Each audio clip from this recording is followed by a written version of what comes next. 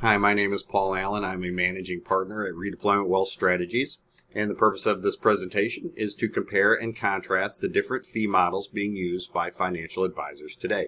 There are quite a few out there, and I'm going to point out the strengths and weaknesses among these various major fee models. Now, what would an investment advisory presentation be without a good disclaimer? So let's get ours out of the way right up front. I have a bias toward our fee model. I'm going to attempt to be objective, but I have a point of view, and it may come out during this presentation. So you've been forewarned. All right. I am going to discuss each fee model in terms of the following 6 aspects: whether or not the fee model presents conflicts of interest, the simplicity of the model, the transparency of the model, whether or not the model presents barriers to disengaging or firing your advisor, whether it presents barriers to small accounts being people that have not accumulated a lot of assets, maybe they're just getting started out with their investing life, and then whether or not the fee model presents a barrier to actually asking for advice. The commission model is probably the oldest fee arrangement in financial services. This is where the advisor is paid a sales-related commission by the producer of a financial product. Our problem with this is that it presents a high level of conflicts of interest because the advisor is essentially being provided an economic incentive to sell the client certain things, and that can interfere with the quality of the advice. Now, it's a simple fee structure because once the client has purchased the financial product, the commission, the agent's commission is wrapped up in there. Now, you might not know how much that is. In fact, you probably don't know how much that is because it is not a very transparent system. It can provide barriers to firing your client. Not always, but in certain circumstances, some financial products have a high surrender charge to them, and that can be a barrier to disengaging from your advisor. It can also have a barrier to small accounts. Not always. Usually if you have a small amount of money, they'll find a small product for you to buy. But it can be a barrier to small accounts. It should not be a barrier to advice, however. Once you've purchased the product, you should have unlimited access to your advisor. Fee only now covers a broad array of financial compensation models. So I'm going to go over what they are here, and then we'll talk about each of them in detail. Now, according to the CFP board, a CFP professional may refer to their compensation as fee only if they receive no sales-related commissions or referral fees, as well as no related parties receive sales commissions or referral fees. So fee only simply means lack of commissions and referral fees. There are 4 fee only models that we're going to talk about. They're the assets under management model, the flat fee model, the hourly model, and the subscription or retainer model. I use those terms interchangeably, subscription or retainer. Assets under management, this is where your fee is based on a percentage of your investment account. That percentage is typically between 1% and 2%. If you walk in the door with a really large account, say $5 million, you'll probably get some price breaks in there. You might be paying 0.6% or 0.8%, but typically your fee is going to be based on 1% to 2% of the value of your investment account. As far as fee-only models goes, this probably presents the highest level of conflicts of interest because it provides the advisor with an economic incentive to gather assets. So say you have money in TSP, you have $400,000 in your TSP account, your advisor who's charging you assets under management cannot charge you a fee on that because they don't manage your TSP account. So they are provided an economic incentive to tell you to move your assets out of TSP and into something they control so that they can charge you for it, and we think that presents some conflicts of interest. Now, once they have your assets under management, it is a rather simple way to pay your fees because they'll just bang your account 4 times a year and take their fee directly from your investment account.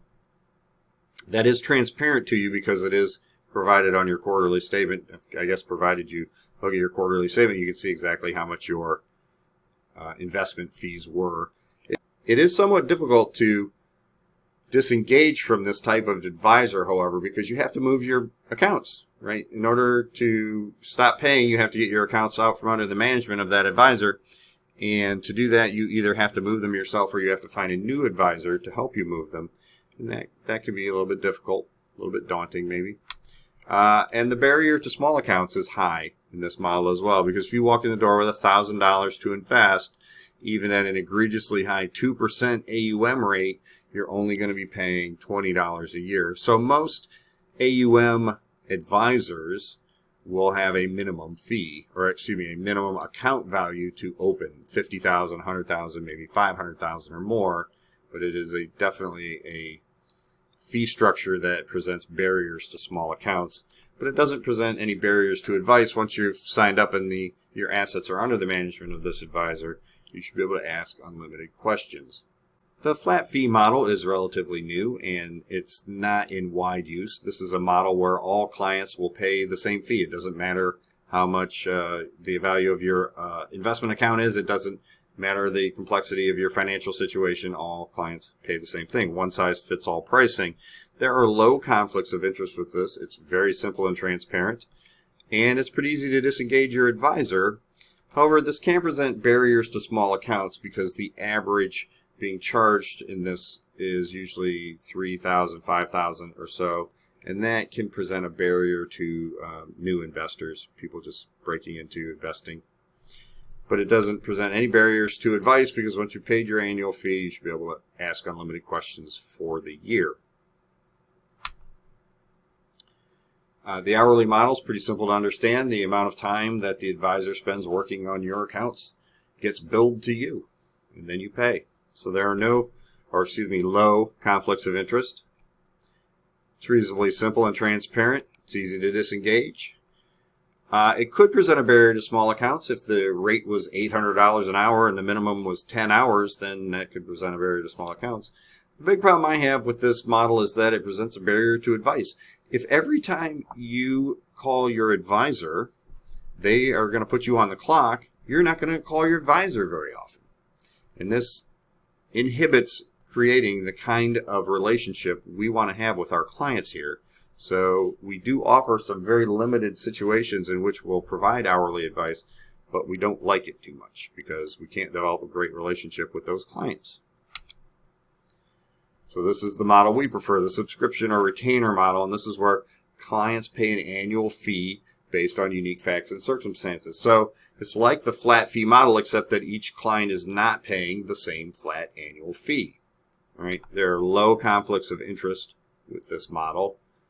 However, I'll rate the simplicity as medium because in order to determine what your fee is, we have to figure out all your unique facts and circumstances, and we have to go through a little bit of a complex formula to come up with what your fee should be.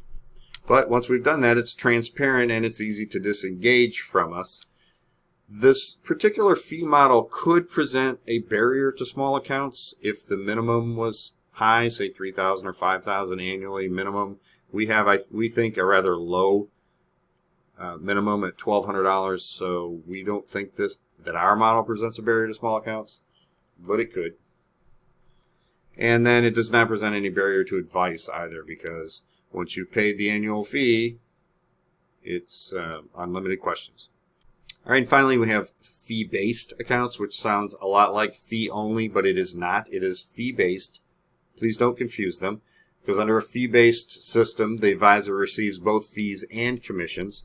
Now, there's so many possible permutations or combinations of this that I can't effectively try to evaluate all of them for you. So you will have to do that. If you are considering a fee-based advisor, then please find out all the ways that they charge and do your due diligence and figure out if they provide good value for you. All right. If you would like to contact us, you can do so at that phone number or either one of those email addresses. Happy to talk to you, and very happy that you chose to watch this presentation today. Thank you very much.